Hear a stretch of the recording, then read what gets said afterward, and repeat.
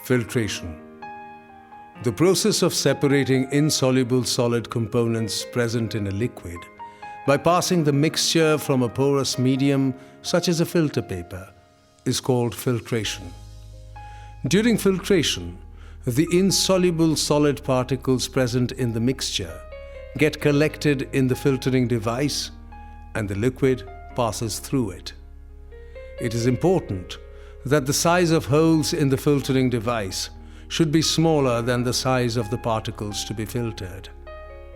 Filter paper used in the school laboratory has very fine holes in it.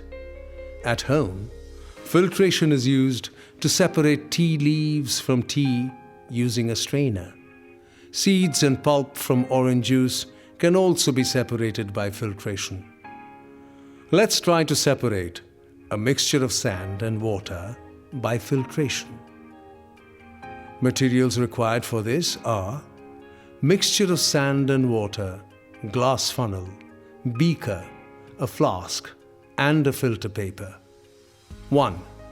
First, fold the filter paper to make a cone. 2. Place the filter paper cone inside the glass funnel. 3. Place the glass funnel into the flask. 4. Pour the mixture of sand and water into the glass funnel.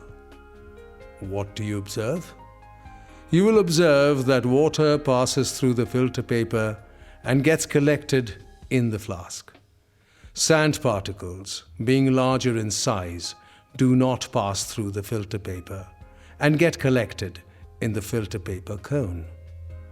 From this activity, we can conclude that sand and water can be separated by filtration.